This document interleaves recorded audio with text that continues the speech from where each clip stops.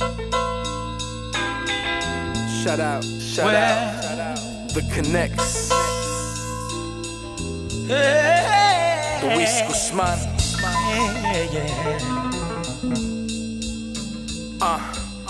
Don't ever go, never leave my side. Passion's all I have, courage is my drive. And if I lost you, I would lose it all together. I wouldn't have Welcome to I'm an Artist, Not a Salesman podcast, where we highlight the journey of entrepreneurs and business people alike to showcase that every light and dark moment create a beautiful piece of art. I am your host, Luis Guzman. This is episode 33. My guest today is the owner and founder of Fly Three Activewear, a family business apparel company started in 2023 by himself and his two sons, Aiden and Khalib. That is ingrained in a father leading his two sons into the real-life business world. A single-parent father with a heart for teaching, developing, and instilling into his sons that hard work is the foundation to our success. With an MBA from the Fordham School of Business and a seasoned background in finance, his goal is not just to show his sons how to make money, but how to be financially independent so they can follow whatever dreams they would like to chase.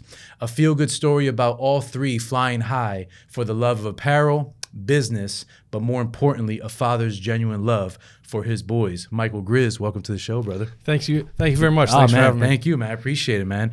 So, we connected through social media, and I was enamored by your story, so I'm excited to have you on.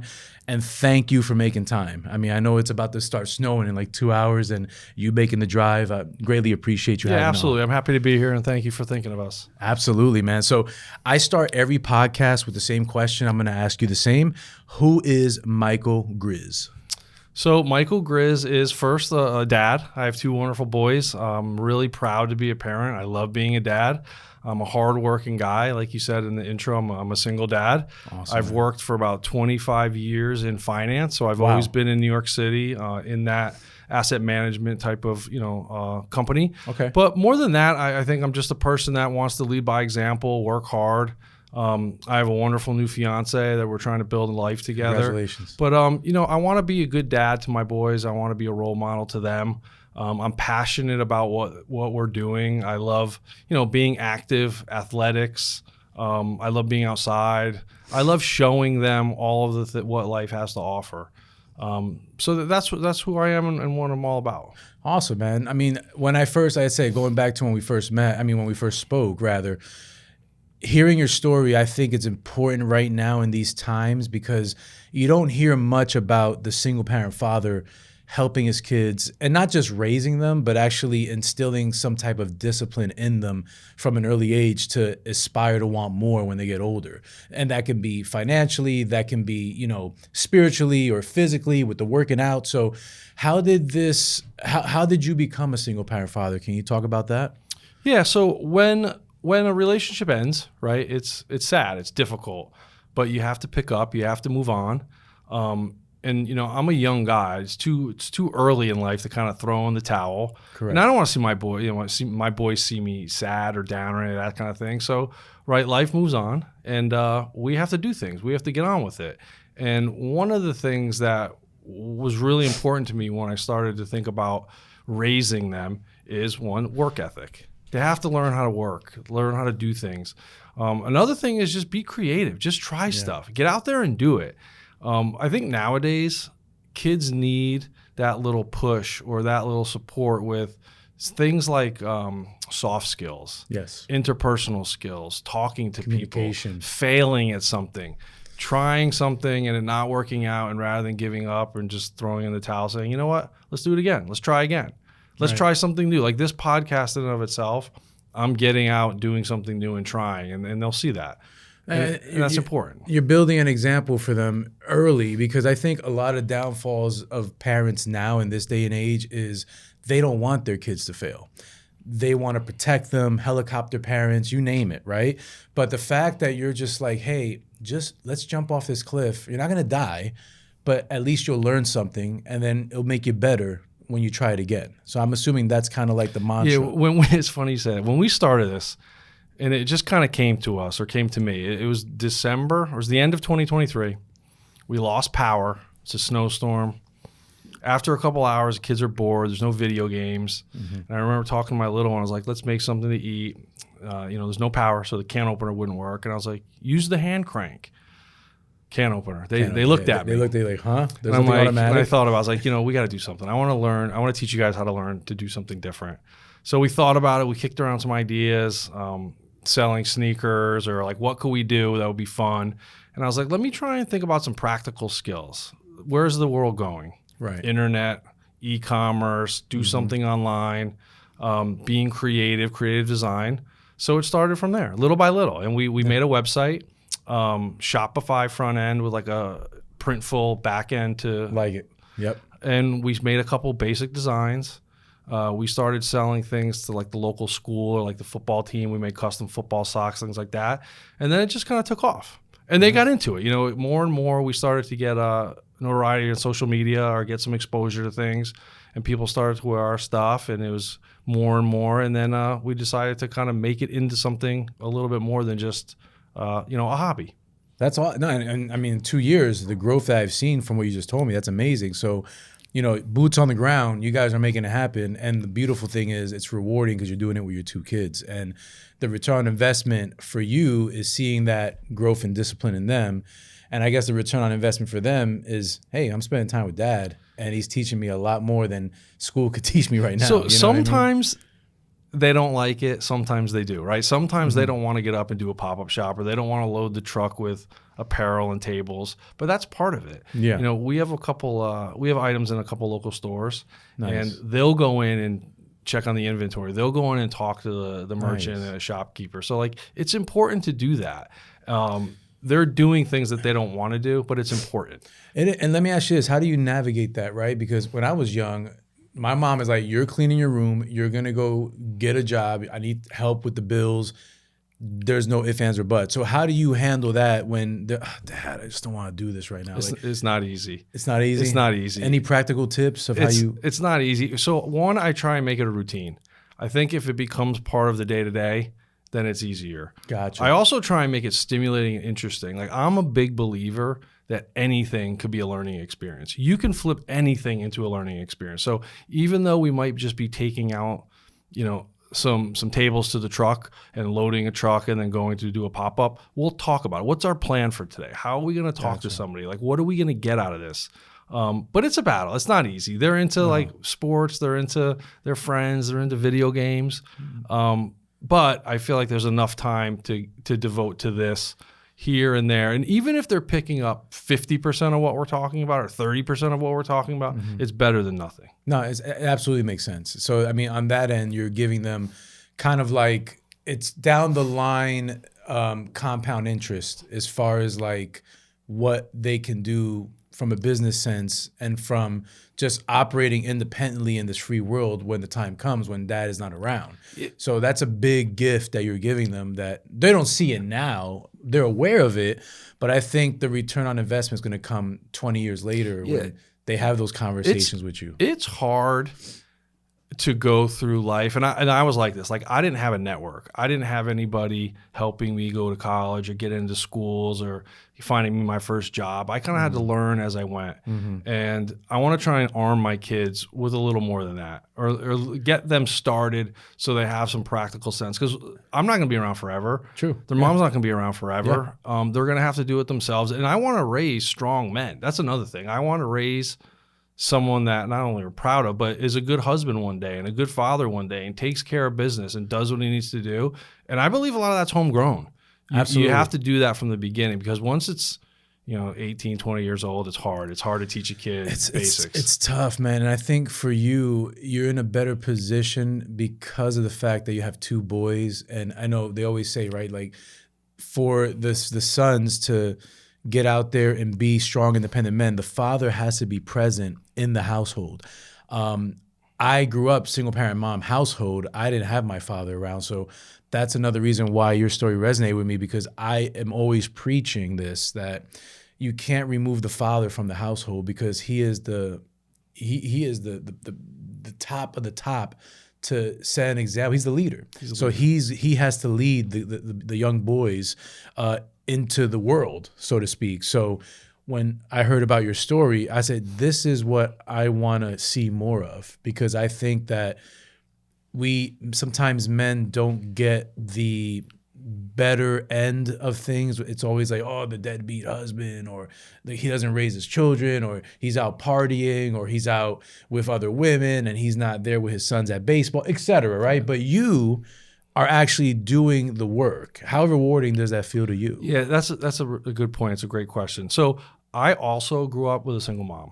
Wow, look at that. Okay. She was an incredible mom. I'm blessed to have a great mom. She was anything or everything you can hope for in a mom. She was smart, strong, pushed us, was hard on us. And she got a lot more out of me than maybe I would have seen. Jeepers. So really someone impactful in my life. So when I think about like my situation, right, raising kids, and for any single parent that might be listening, when you're a single parent, the non-custodial parent, no matter how involved you are, you still feel an element of isolation or alone. It's hard to stay connected to your kids when you're not with them every day. It's hard to try and be present and instill your own values when you're not around them every day.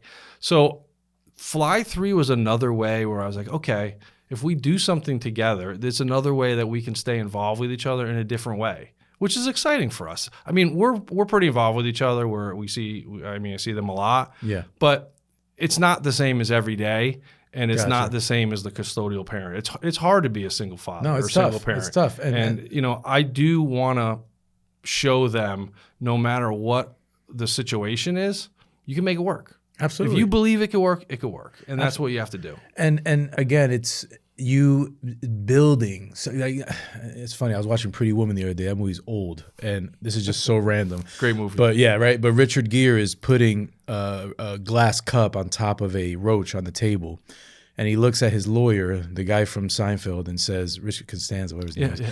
And he says, you know what our problem is? And he's stacking up these glass cups, like your water glass there. He's like, we don't build nothing. And then he drops the glasses. And I'm saying that because I feel like you are building something that is going to be maybe in the family business forever.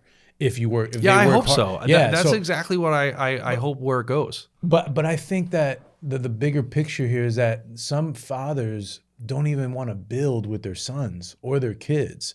So what do you think is missing in that dynamic that a lot of these men are not stepping up to the plate to be good fathers? Because you obviously are doing that. So anything you could share that can help other fathers out there become better fathers. So what I would say is, one, don't give up. Going through any divorce situation or single parenting situation is hard. It's hard to go through the court system. It's hard to go through the painful fights. It's hard to go through the fights over visitation or money. It's difficult to do all that. It's easy to walk away. It's easy to throw up your hands and say, I'm done. I'm done. Yeah. It's easy to crawl into a hole and say, F this. Yeah. But sticking with it, it's harder, but it'll pay a big reward down at the end of the line. I really believe that. The other advice I would give is, it doesn't have to be perfect to be impactful for your kids. There's a lot of times where, not that I was down, but like it's not the perfect situation or I'm rushing to get them back, but it's still time together. And that should never be minimized. I think that fathers or single parents or single mothers, whoever, whatever the situation is, should never minimize the impact they have on their kids. And I think even if it's brief time or rush time or stress time, you know, I work a regular job. Yeah. Sometimes I'm rushing to their games. I'm rushing to pick them up. But they understand it's part of life. You know, it's what you have to be real about. And I think that don't think about the short-term pain, think about the long-term payoff of what you can instill and kind of help mold a child. Because that's a beautiful thing. When a light comes on for a kid, they say, I get it, or you're working with them studying, they do well on a test, or you're working on shooting free throws, and in the next game they hit their free throws. That's really rewarding. It's more rewarding than other things outside of parenting. And, you know, that's what matters to me. I like being a dad, so. Yeah, and that's cool because you see them grow as they're getting older and as they become more efficient in what you're teaching them. And you look back and you're like, wow, so it does pay off to spend time because what I'm doing is not falling on deaf ears. Yeah. Like this treasured time that we have together is all for the better. It's not going for the worse. Yeah. And I think a lot of times people don't invest too much of that time if they're single parent fathers, because again, they're interested in doing other things, but it takes much more discipline and much more love and care to be there for your kids and want to see them grow. You know, yeah, it's hard. It is hard. I sympathize with any single parent on both sides. It's not an easy road, but it's worth it to stick with it. And you know, I think that there are times where I wanted to give up, or I wanted to say like, it'd be so much easier if I just took every other weekend for one night or something like that. But then you kind of slowly drift out of the whole relationship altogether, and I don't want that. I want to lead by example. That's probably one of the most important things you could do with kids is set a good example, and I have to hold myself accountable to that. Yeah, absolutely. Yeah, because they're watching and they're seeing if dad gets frustrated and drops an F-bomb. Like, we're human, we make those mistakes, but they're watching that. You're literally watching. They're watching you. And they're going to emulate those things that they see from you because it's just genetic, it's DNA. So it's hard to be perfect, but at least they have to understand that dad's not perfect, but he's trying to do everything to make sure that you guys have a better life. And that's something that people just don't get. Yeah, I think what's important there too is another good point that you bring up, communicating with your kids. You know, I talk to them a lot about anything and everything. Like, I don't shy away from tough conversations, or I'll say, oh geez, I'm down today, or we had a setback with Fly 3, or we thought we were going to get a big sale and it got away, or I F something up at work, my regular day-to-day job. But that's part of it. Like, talk to them about it. Talk to them how they're feeling. Like, that was when I was a kid, we never did that. Like, I had a dad that was a little different, like old-fashioned. Wasn't a lot of I love yous when you were a kid. You know, it's different. That feeling, yeah. I'm really affectionate with my kids. That's awesome. I hug them and tell them I love them all the time. I want to hear about their day. Learn how to express yourself. That's one of the hardest things for men to do. Yeah. Is talk about something. Express yourself. So if we have a letdown or they have a letdown, okay, let's talk about it and move on. Absolutely. Or get better. I get better, because what happens is the opposite when you don't do that is they internalize everything. Yeah. And then that can get, drawn out in a bad habit, or, getting into a fight, or picking up smoking, drinking, whatever. It is what it is, because we tend to internalize, because men are supposed to be very strong and masculine, and we carry the world on our shoulders, and we can never be shown that we have any fear or doubt or worry. Let's have the conversation. Let's open up that narrative to heal, because if we're not healing, we're just digressing back into like caveman mentality. So I was that guy. I played, I was big into sports growing up. Mm-hmm.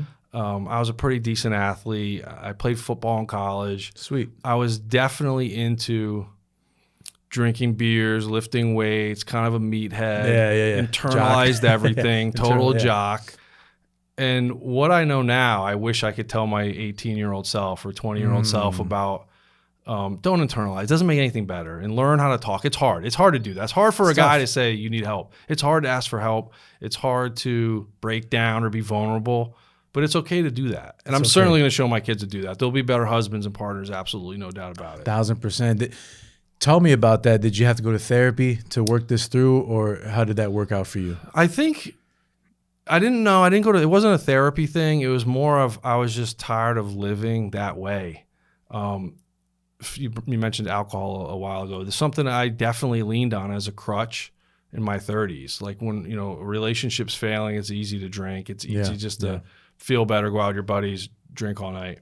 That doesn't actually help anything. It does maybe in the moment, you have fun, but over a period of months or years, it absolutely does not.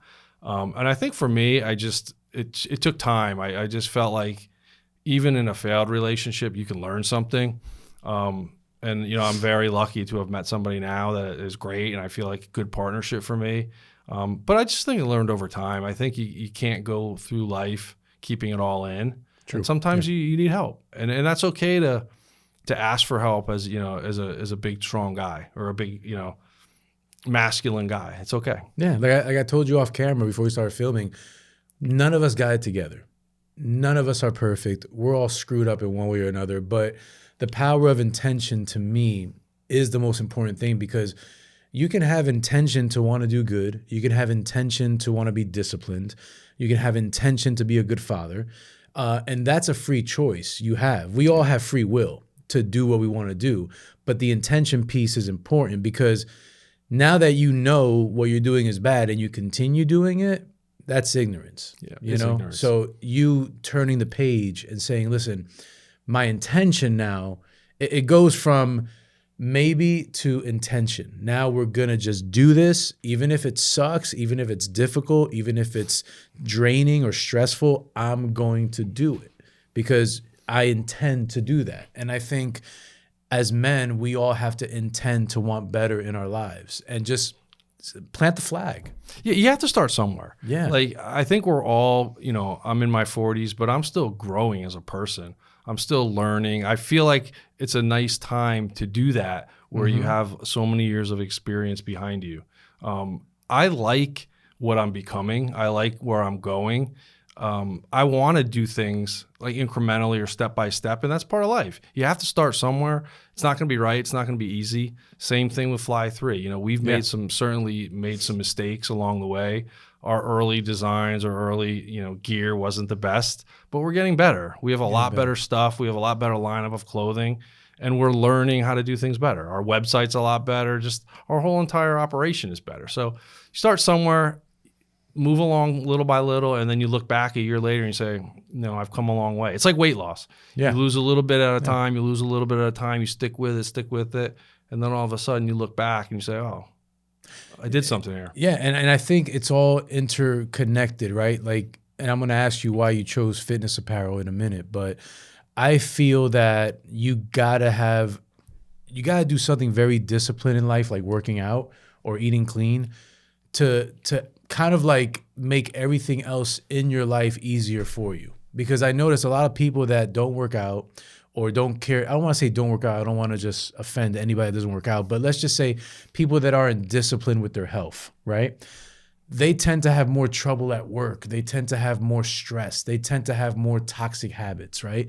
But when you do hard things like working out and you care about your health first, and correct me if I'm wrong, doesn't it feel like everything else, even though it is hard, you kind of get through it? Much better. You Right? always feel better on days that you exercise. And when I was younger, like I said, I was big into fitness. And then I started my career in New York City, and it's harder. You're out a lot. You're trying to make a name for yourself, and you're working a lot. And then you have kids, so then it kind of delays it or slows it down. But there is no doubt about it, for me anyway. I feel better when I exercise. It's just period. And I'm not a great eater. I like to drink. I enjoy wine with dinner. I like to eat red meat. I like to enjoy myself. I love steaks. I love steaks. Guy. Yeah, I'm a steak guy. I love a good burger. I love a burger too, man. So I wouldn't say I'm so disciplined with like food or drink, but I definitely try and stay active. I feel like you feel better. Go for a walk, go for a run, play basketball, play catch, lift weights. I still enjoy that. It'll probably be part of my life as long as I could do it. I don't really play as much anymore because I'm slowing down a little bit. Yeah. But I went to the gym today. Feel great. When you're done with a workout, you feel better. Yeah. You never regret a workout. You regret not going. That's absolutely right. Working out, it's an antidepressant because there's been days I work out every day at 4:30 in the morning. That's my ritual. Wow. That's how I start my discipline. day. Yeah, and I was at one point 330 pounds. Wow. So to tell you the journey I've been on the last 10 years. Oh, good for you. Yeah, thank you, man. Now, again, why you resonated with me with the whole fitness apparel thing hit home. So I always do that first thing in the morning. I work out 5-6 days a week, get it out the way, hardest thing first, and then everything else kind of feels easier after that. And during the moment of it happening, it's annoying. It sucks. That's sometimes. hard. I mean, hats off to you. Thank you, man. No, but it was a trained. I mean, when I first started, I was working out at 8 in the morning, 8:30, and then eventually I got to the 4:30 club. It took time. It took years, but I fell more in love with the workouts, and I said, hey, if I could just come in when no one's here, I don't have to be bothered by clients, by family, and then by the time I'm out, now I can start my real life. So for me, it's almost like a reset to start the day. Yeah, one of the things that I did not realize when we started making, activewear and gym clothing, and by the way, we did that, or we started with that because when I talked to my boys about what do we want to do, we wanted to ultimately do something we're passionate about. Yeah. And if we like to play basketball or we like to lift weights together, why not do something along those lines? Because if you're passionate about it, it's not even like work. You can enjoy it. Yeah, you're just doing it's fun for us to go put on a tank top and go shoot hoops, and like why not make a cool design and go play. But what I found out on the business side of this was the fitness community is a really supportive, tight-knit group. I mean, there are so many people that are supportive of your weight loss journey or your exercise journey or just having discipline will encourage you. And I think that's a great thing. I think it should be supported. I think it should be celebrated. I think that if you're part of something positive, even if you go, not every day like you might, but if you go enough, you'll feel better. It changes your life. Yeah, and it becomes a part of who you are as a person, right? Because certain clothes, like for you with the clothes, right? Now, if someone is wearing your apparel and they went from 200 pounds to 180, those 20 pounds are very significant, but through the journey was the Believe hoodie, was, the Fly 3 hoodie, was the t-shirt, was the tights, etc. There's some type of like trail there that is still connected to your heart, So I think that ties it all in together. It's a very intimate thing, gym clothes with weight loss. Yeah, when we started to get some traction, and I wasn't sure I was going to go. If nothing else, it would have been a good experiment with the kids, show them something and try. But when we started to get some traction, I started to think more about it. Like, what can we do in terms of like a marketing idea or a marketing campaign? And the first thing you'll see on Instagram is the tagline, "Welcome to the family." Yes, I so saw it's that, Fly 3, welcome to the family. It's not like a customer. It's a group. It's a family. It's a community. We're all here to support each other. It's a community. I'm big on collaboration. I'm big on doing things like this. Get out and talk to people, collaborate, help somebody else with their story. Generally, that's a good principle, that kind of thing. So fitness is a great place for that. I think it's a really supportive, tight-knit group that collaborates, and there's a lot of positive from it. You took the word out of my mouth because, like we talked about earlier, working out is an antidepressant. And when you're dealing in the fitness community, everyone's pretty much positive for the most part because they're working out. They're, for the most part, eating clean. They're living an active lifestyle. It's not like you're pulling teeth to get people to, hey, want to collab with me on this? Or, hey, can we do a photo shoot for this? Or, I got a new hoodie. Can you give it to, Sometimes it's the happiest part of your day. Yeah. You feel great in the gym, and then you go off to work or whatever you're doing. So it's nice to do that. Yeah.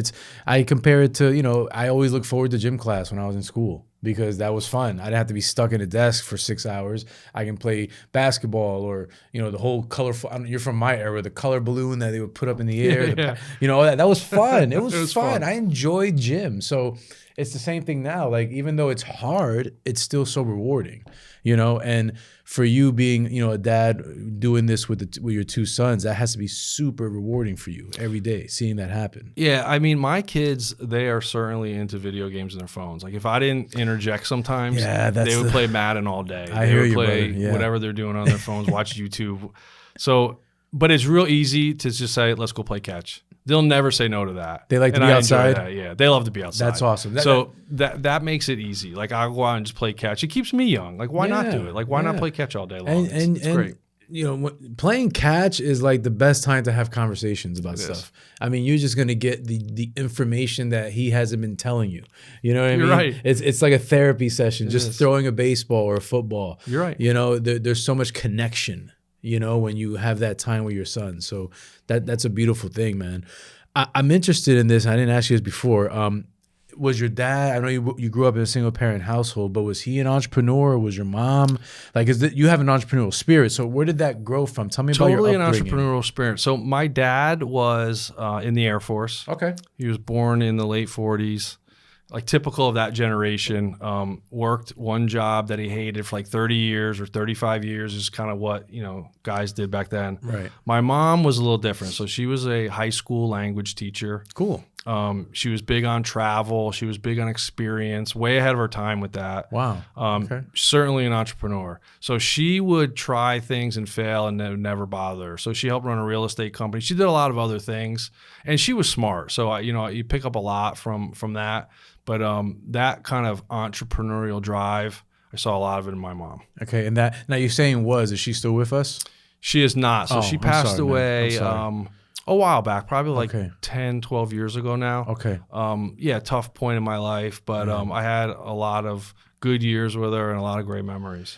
Man, I want to ask you this because I come from a single parent mom household. My mother's still with me, but how was that to deal with in that moment when that happened? If you can walk us through that. So her passing was so one, it was an accident. It was it was sudden and it wasn't planned. She wasn't sick or anything. Yeah. It's actually a crazy story. So we were all hanging out at my sister's house up in Connecticut, just a regular, session, hanging out, whatever. Yeah, we said goodbye, went on our way. I went back to New Jersey. And I said, I'll call you next week or whatever. And she was going on a field trip with her students. So like I was mentioning, she was a teacher, and she would often take kids to Spanish-speaking countries or French-speaking countries that, whatever they were learning about. Got it. And she tripped and fell at an airport and ruptured something internally, but didn't know it. Oh, Lord. So she was bleeding internally for a couple days. But she was also coincidentally on blood thinners for weight loss, some other stuff that was unrelated. Got it. And then the situation kind of deteriorated, and we got a call. My sister and I, this was from a doctor in Switzerland. Why don't you come out here? And we're like, what do you mean? I heard she just fell. I heard everything's okay. But she was on life support by the time we got there, and she never recovered. So we never saw her again. Really difficult time. It was probably one of the hardest things you could ever do. I can't only we don't imagine. speak French. We're in another country. Your mom is not going to come back from life support, right? And just to go through that is a difficult thing. My heart goes out to you, man, and God bless your mom. And I'm very sorry that she's not with us, man. But yeah, thank you. I can only imagine myself being in that situation, and your sister was there with you, right? So you had some type of family with you, but you don't expect something like a trip, hazard to result in that. So yeah, totally life-changing. There were so many things, had I known hanging out the weekend before my sister's was the last time, things I would have said or done. It's also really difficult. My sister and I are very close, and I remember when we knew the gravity of the situation at the hospital, we went back to the hotel to retrieve my mom's stuff. And to bring home stuff for your mom when it's just bringing home personal possessions is really sad. And it took us a long time to recover. I don't know if we'll ever really recover. No, you never recover. It's a terrible situation. My mom was a big part of my life. The other thing that's hard about it is my kids will never know her, and she would have been a great grandmother. And I feel like, they're a little bit gypped there, or robbed of a great, strong person in their lives. But they see my dad a lot, and my dad's remarried to a great woman. So they're, awesome, they have good family around them. But my mom was a special lady. Well, God bless her, man. The one thing she did leave is a legacy of you and your sister, and it's just you and your sister, or just me and my sister. You can talk about legacy. This is something I've shared with people before, that I had no idea how impactful my mom was as a teacher. She taught for many, many years up in Waterbury, Connecticut, where I was born. And obviously at her wake and funeral, I was expecting some people, but her wake, not kidding, hundreds and hundreds and hundreds and hundreds of students lined up down the street, out around the corner, to come in and pay respects to my mom. And I didn't know most of them, but they would stop in the reception line and talk to you a little bit about it, and they would say things like, I'm a language teacher now because of your mom, or you have no idea that she saved me from suicide, or no one understood me like your mom, or all these things, all these stories from these kids. And it was really bittersweet, because it's wonderful the impact she had on people, but it's sad at the same time. It's obviously, tough. Me and my sister, though, were just so, proud's the wrong word, but just happy that she touched so many people, just like us. We were really fortunate to have her. Right, and it's made me. I hope I don't get this wrong. I want to say it was Bob Marley that said, "In life, it's not about how much money you make; it's about all the lives that you've impacted." So, your mother, I never met her, but from what you're telling me, great soul, great caring person. And she left behind a son and a daughter that are doing amazing things. And I have you here now, and I see what you're doing. So if anything, tying it back to legacy, she did amazing work as a mom. Thank you. She was great. I hope that I've made an impact on my two boys the way she did on us. That's for sure. Oh man, yeah, it makes me feel emotional. Yeah. I get emotional from time to time thinking about it. She was that kind of person. So yeah, man. But God bless her, man. And I'm so thankful that you're doing the Lord's work here, man. Being the leader in your family, helping your kids, and doing all this while having the 9 to 5 and running a business. I mean, it's a lot. Thank you. A lot, It's a lot, but I enjoy it. I like working. Like I said, I want to lead by example, and I really enjoy the apparel company. It's fun. It's ours. We can make all the decisions. We can make all the designs, and it's ours. At the end of the day, it's really just for us. So it's cool because in your background, right? So when you first started with the apparel company, your background in finance, right? What do you bring to the table from that aspect that can help grow the business? So what I do in finance, and I work for a great firm. I've been there a long time. I'm a director of operations. Okay. So, any company or business has a director of operations, whether it's the Yankees or a car company or anything. So I was pretty attuned at, setting something up and building it and kind of bringing it to life. So I definitely took that into this apparel venture. What I didn't really know a lot about was design and retail. It's competitive. There's a lot there. It's cutthroat. It's cutthroat. There's a lot to learn. But starting something and just the kind of the logistics, how do you get a website up and running? How do you find some manufacturers? How do you put it all together? I was able to do pretty easily. It was more of the specifics on retail and fashion that I'm still learning. And that's teaching and training, right? Yeah. Like that's, you kind of have the blueprint to building something and carving something out, but then you have your niche things where you got to kind of become, get crash course in, which you're doing with the shirts and the wholesale and all, and that's just a learning process. Like for instance, when we started, like I said, me and my two boys, right? We're like, we'll make some hoodies, we'll make some cool T-shirts, and our target market will be like, people just like us, age demographic. It'll be like teenage boys, young men buying stuff. We were totally wrong. More women. It was absolutely driven to like more suburban women. Yeah, it's a huge market. They're spending they're buying, making the buying decisions.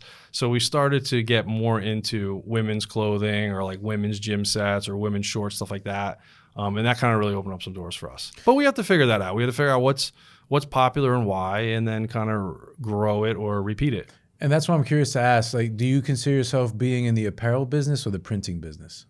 The apparel business. The apparel business. I know you say you do printing too, so I was just wondering, is that another vertical within the company? It's another. We're trying it. We're going to see where it goes, but it's definitely the apparel business. We want to build out the brand Fly Three and get that onto apparel and get that into people's hands. Gotcha. What's the next year? What's 2025 look like for Fly Three? So much more focus, much more doing things like this, like getting out and getting our products into people's hands. Like we talked about a little bit in the intro. I've been pleasantly surprised by the reception of people to our clothing. We just have to reach more of them. So Correct. Getting into more gyms or getting into more pop-up shops or just kind of beating the streets, literally. Mm-hmm. We're going to do some fairs and like summer events. We're doing something at Lifetime Fitness next month. Nice. Okay. We have a couple cool fundraising ideas. We do something with autismspeaks.org awesome, man. In April. It's Autism Awareness Month. But this year, I really want to see what we can do with it. It's not a hobby anymore, and it's not just a fun thing on the side. I'm going to see where it goes and see what we can do with it. Yeah, like I told you earlier, boots on the ground, man. You gotta knock on these doors. You know, nutrition places. There's these guys I interviewed like 2 years ago, Underground Nutrition. They're cool, good guys, good friends.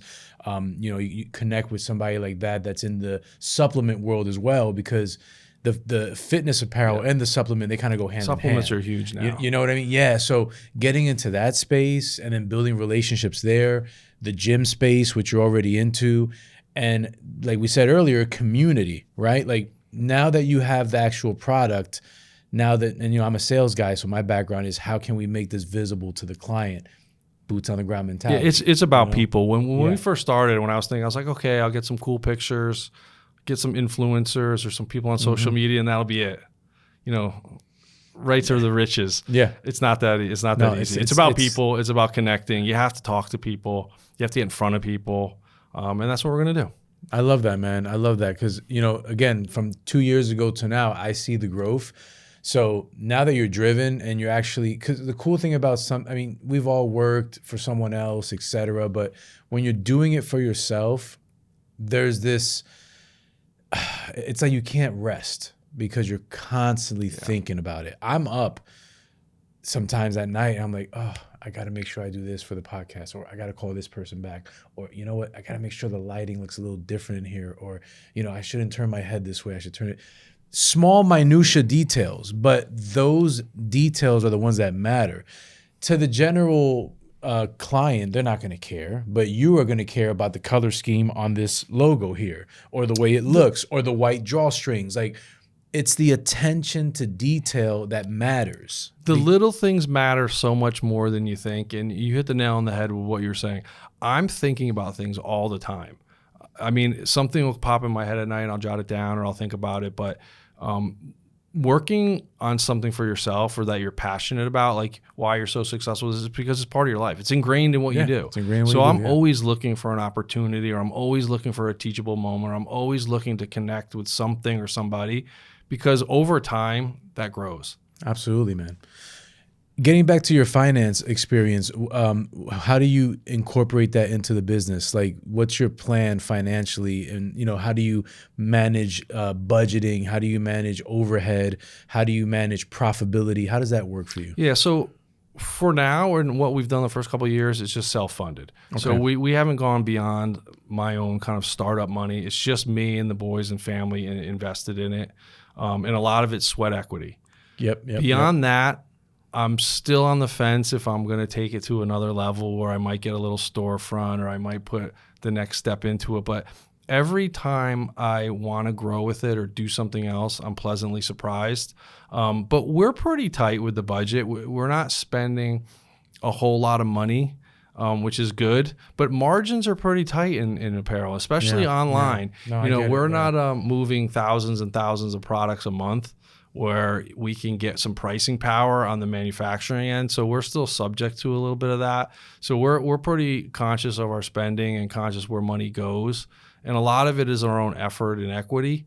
But the next couple years, I think we're really going to focus on beating the street, putting some more money into it, getting a more professional feel, and moving out of the homegrown, it's nice, hobby company into a more professional, polished machine. And are you looking to also stretch into other realms as far as, I don't know, wristbands, or, I mean, you guys have hats. I saw that on your website. We have some hats. We have some pretty cool beanies. I think for now we're going to do what we can do with fitness apparel and hoodies and kind of that core base, and really start to get a brand recognition. That's the number one thing, brand recognition. Yeah. I think once we have brand recognition, it's easier to roll out another product or roll out another SKU, for instance, because there's already a built-in base. And I want to get recognition of what is Fly 3, what do we feel or think about when we hear that or see that, and that's what I want to work on or focus on. I mean, another vertical that can, in the beginning, it's going to be all promotional based, but you can actually grow it to monetize. Man, why might I start podcasts? I've heard that. I'm just, we're in the world. We're in 2025. Yeah. Everyone has I know it's oversaturated, but for your business model, that might actually work in your favor. Yeah, it's an interesting concept. I've thought about that. I think this is a great exposure for us. Like, I'm very thankful that you asked us to be here. My pleasure. But talking to people and connecting through a podcast is an amazing power, and to have that kind of power is terrific. Yeah, it's just I'm looking at it because we're living in the world where everyone's on their screens. They're either on their screen or they're at the gym, but they're looking at something, right? And constant stimulation of a product in someone's face all the time, eventually it's going to just start. More people connect with podcasts than you think, too. Yeah, it's extremely popular, like you said, saturated, but that's where a lot of people get content. I'd rather listen to a podcast on my commute to work than anything else. 100%. Why not try and learn someone's perspective or listen to something totally different? Or, everybody talks about like Joe Rogan or some of those big podcasts. Yeah. But there's so many interesting things out there. And I like that kind of stuff. I'm a naturally curious person. So if I can listen to a podcast or be involved with something like that, I think it's great. What's your favorite pods to listen to? Is it fitness pods or finance pods? So I listen to both. I do like. I'm a little bit nerdy. I listen to things with history. Okay, or dope. But I'm trying to get more into the psychology of leadership. So that part of business on how the mind works, how to influence people. Yeah. Have you read that book? Oh God, you just took the words out of my. Oh God, I can't think of it. It'll come to me. But there's a great book, and if I can't remember, I'll tell you off air that you got to read. It's oh God. So what I'm reading now is a great book. I'll it give it a called? plug. It's called Measure What Matters by John Measure Doerr. It's about Okay. setting goals and setting good goals. Okay. And it's a kind of a strategy that's used by a lot of big companies. But you can set goals in not for Fly 3, but also your life. Set goals for the month. Set goals for the week. That kind of stuff. So it's pretty cool to do that kind of thing. And I like learning about it. It's interesting. Yeah, no, that sounds. What's it called again? Measure What Matters. Measure What Matters. I'm gonna check that out because It's a good read. I'm a big self-help guy, and thanks to my wife because she sends me books all the time. Ogmandino is one of my favorite books. It's called it's the greatest salesman in the world. Okay. Love that book. I mean, for you, I feel like it would help you in growing the business because it's like very microcellular, like little things he's telling you, but it makes such a big difference. You know what I'm into too lately? I've got an app called Headway. Headway. I've heard of that. Headway Yeah. is an app where you can get a burst of information in like 15, 20 minutes Really? of any book or topic you want. So you type in things that you're interested in and it'll bring back to you a whole bunch of real books, but summarized. So it only takes you 15 minutes to read it, and it's awesome. It's like AI booking. That's It's crazy. perfect. Holy cow, that's Yeah, Headway. insane. It's And when great. you're busy, I mean, you want to summarize, you want to get the, spit out the bones, take the meat in. So, I mean, that's Exactly. a perfect. And you can get a wide range of topics. That's so you awesome. can read like 2 or 3 different books in a week, Wow. 15 minutes a day, something like that. It's nice. That's awesome, man. I'm going to check that out, Headway. Headway. And check out Ogmandino, the greatest right. salesman in the world. You would love that book, man. Real quick, I asked this to all my guests here, their mastermind questions. It's just to kind of get your brain working a little bit. Okay. So, I'll ask you a couple and you just give me your answers. The first one, you might have already answered this, but I'm going to ask you, what book have you read that inspires you the most? Wow, that's a good question. The Good Earth is a terrific book. I don't know Okay. if you've read that. No. It's a old classic, and it's just about a guy that he's a farmer and he's big on his land. He's big on what he does, and he kind of grows it beyond his wildest dreams, but he keeps it grounded. It's kind of a weird story, so it goes all over the place, but that's an interesting read. I like what I'm reading now. Measure What Matters, pretty interesting. So I try and stay active with books. I read a lot of books like Jack Reacher too, like stuff like Jack that. Reacher. Okay, so you like the action, thriller, and- yeah. action, like totally fake type of things. But it's Sometimes, interesting. It's listen, good for your brain. You got to turn it off sometimes, right? You can't always be like, I'm gonna be this, and sometimes I just want to like watch reality TV. I'm sorry, that's my guilty pleasure. It's a nice way to unplug. Yeah, I really it's like a- the author's name is Nelson DeMille. It's not the Nelson Reacher books, DeMille. but Nelson DeMille does a lot of great stuff.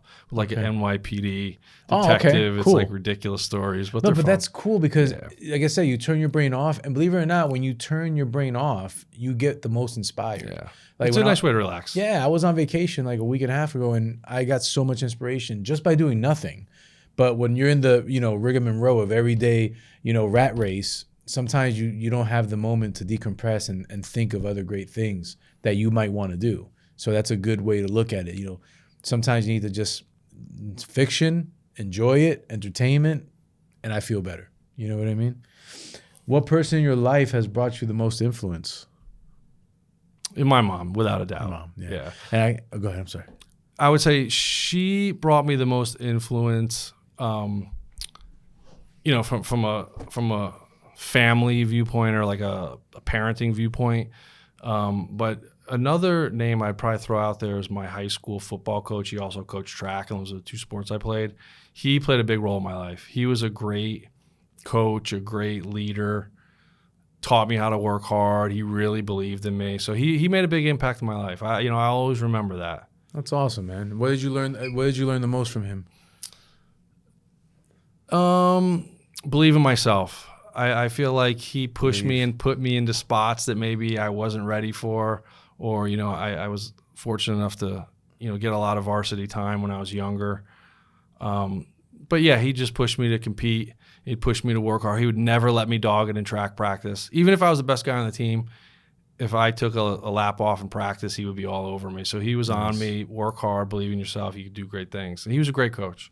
And you probably instill that into your kids now. Yeah, I really enjoy coaching my kids. They're getting a little older, so once they're in high school, you can't really do that anymore. Yeah. But absolutely the way I try to coach and pull things out of kids. I really enjoy that. That's awesome, man. What keeps you driven in life? I think I'm pretty self-driven. I think I'm pretty self-motivated. I want to be the best I could be. I definitely want to be a role model for my kids. I think that's important. But I want to be a good person. I'm driven to just be a complete, well-rounded person. I know that seems kind of cliche or kind of cheesy. But there isn't really any outside influence. I'm not really driven by money. I'm not really driven by status. I'm not that kind of person. I'm pretty low key. Yeah. But I'm driven by accomplishing things for myself or accomplishing things for my family. That's important to me. So something like that. Awesome. Have you ever had any vices? And if so, how did you overcome them? So yeah, I've certainly had vices. Alcohol will be number one by far and away. You know, every single time I've ever been in trouble, arrested, made a bad decision, did something I was ashamed of or embarrassed about, was alcohol related. There's never been a time it wasn't alcohol related, put it that way. So like, you know, when you drink a lot with the guys or in New York City, you can get into a lot of trouble or you could just do stupid things or, you know, when you talk about a vice, like it's a horrible feeling when you don't know what you said to everybody at like the night before or what you did or like how you got home and stuff like that. So those years are way behind me, but that was by far and away the worst vice. And it's funny you say, because, you know, we talked earlier about, you know, you never regret not missing a workout, but you always regret drinking too much. You always regret it. Always. And you said you got arrested. What the heck happened? All college stuff. Like when I was a kid. No, nothing crazy. I got arrested. So we had a house. We threw parties every night. And every so often the police would come and say, "Who lives here?" And we lived there, but we'd say, "We don't know." And we'd leave with the other 50 people. Holy and after cow. Like a whole semester of this, they caught on.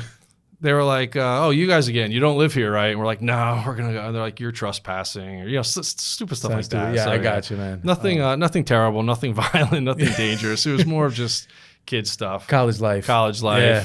Well, good thing you learned it there and containers, not, stuff like that. yeah. Nothing crazy. Oh man. What is the next level of success in your life look like? The next level of success for me is a great relationship with my partner. I think that's important. I want to work hard on it every day. I want my boys to believe in themselves as much as I believe in them. That's going to be a big success for me. I want them to work hard. And I like my 9-to-5 job too. I didn't really talk about that a lot. Yeah, I mean, feel free to talk about it. But I have a lot of goals in my regular professional life that have nothing to do with Fly 3, and I'm going to keep working hard at that. So I'm pretty ambitious as a person, and I'm going to just keep on doing the best I can. Director of operations, right? So if Fly 3 becomes becomes very well, Fly 3, Fly 3. I'm sorry, man. It becomes very bigger than you expected. Will you walk away from that? That's a tough one. I have to see where it goes. I'd like to be able to say we could do both. But if it was ever so successful that it was self-sufficient to support our family, I'd of course be open to it. Do you love your job more than you love what you're doing with the apparel? Very different. So I like my career. I like what I do in operations. I like working with people. That's a big part of it, management and leadership. So it's putting together high-performing teams to do certain functions to support our business units. Right. And it's challenging. It's hard work. It's long hours, but it's rewarding. Fly 3 is a lot more with the kids and kind of doing it our own way, at our own pace, which is interesting, and it's different for me. So they're different. I like them both for different reasons. Gotcha, man. But I want them both to succeed as well. I feel like it does at this point. It doesn't have to be one or the other. I think that we can make a go and make both of them successful. Yeah, and hopefully have something that you can hand down to them, and they can hand down to their kids. So it's a legacy building thing as well. So I pray it keeps going. Yeah, thank you. I hope so. Yeah, absolutely, man. What's the last thing you purchased that has changed your life? Wow, good question. Yeah, this one gets everybody. The last thing I purchased that changed my life. Wow, I don't know. I don't make a lot of big purchases. Mm-hmm. Life-changing things. That's a tough one. I might have to think about that.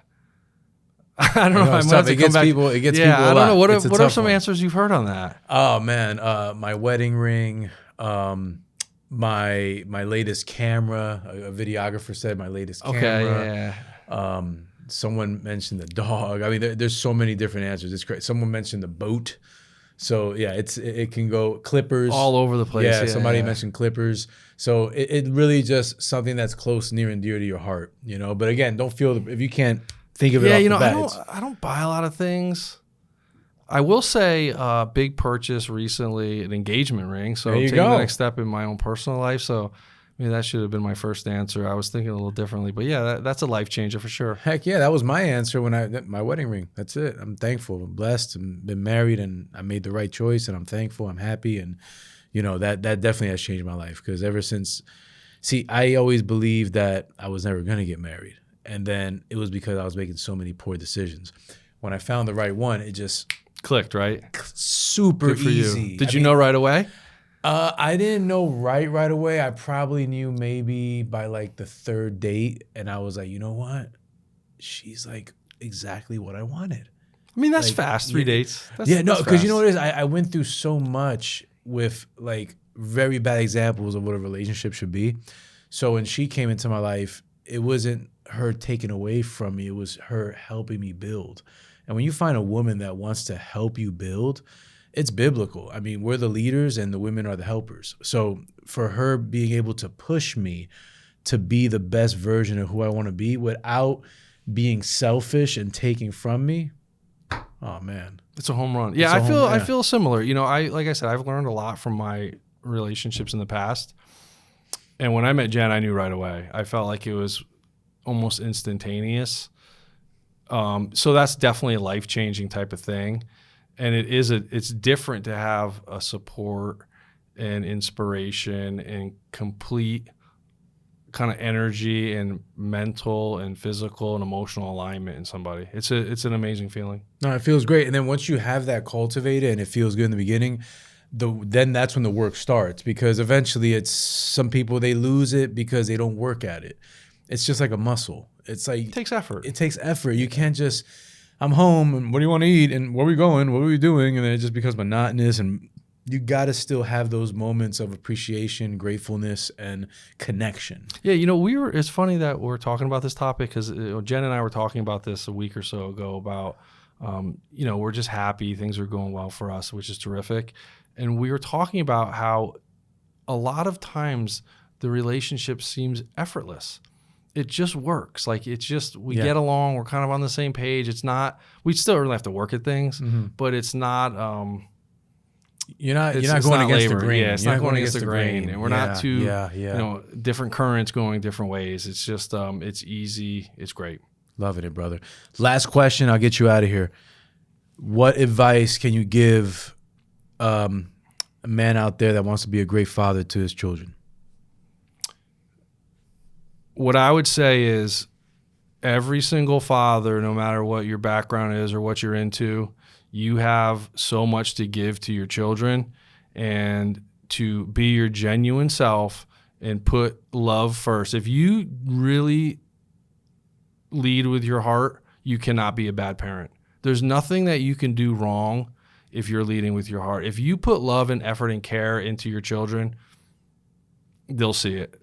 And I would just stick with it that way. You don't have to be the cool dad or the rich dad or the I'll buy you a cell phone dad. Give your children your time and lead with your heart, and it will be a home run.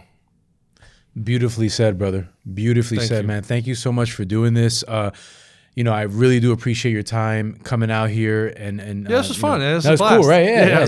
Yeah. That's it's when we talked off camera, I said it's not as complex or convoluted as it sounds. It's very easy. You were great. Oh, thank you, man. Made it easy. Oh, thank you, man. And you made it easy as well. You're a great person, great dad. You got a great business growing here, and I'm excited to see all the success that comes down the line for you. I appreciate that. Man. Absolutely, man. Before we go, this is your time. Tell everybody the brand, the name, where they can find it, how they can get in contact with you. The floor is yours. Thank you. So online, we are fly3online.com. Literally, it's just fly3online.com, and then you'll see everything we have for sale, new releases, things like that. And then on Instagram, it's just Fly3_Activewear. And it's just spelled out, FLYTHREE_activewear. Please connect with us. We'd love to hear from you. If you drop us a DM with something like podcast or where you heard from us, I'll send you back a discount code or something like that. So I encourage you to give us a look, and I hope that you find something you like. That's awesome, man. And listen, this is my new running hoodie. It looks great on you. I love this hoodie, guys. Listen, very comfortable, very lightweight, fits like a glove. I am in love with this, so I will definitely be working out with the stuff you gave me. Terrific. I really appreciate that, man. We might have to do, when the podcast drops, we might have to do an I'm an artist, not a salesman code. Let's do it. Yeah, promote that with the podcast. That'd be great, man. Absolutely. Absolutely, man. Thank you so much, Michael, for your time. You got it. I really Thanks for appreciate having you, me. brother. My pleasure. It was a lot of fun. Absolutely. That is a wrap on episode 33. 33. Look at that. A lot of things going on here. That is a wrap on episode 33 of I'm an Artist, Not a Salesman podcast. If this podcast inspired or moved you to follow your dreams or aspirations, please subscribe to my Apple, Spotify, and YouTube platforms by typing in Luis Guzman, I'm an Artist, Not a Salesman, and clicking that subscribe button. Please make sure to follow my Instagram handle at I'm an Artist, Not a Salesman for further content and updates. I am thankful for every listener. I pray you have a blessed one and not a stressed one. Peace. I need you by my side.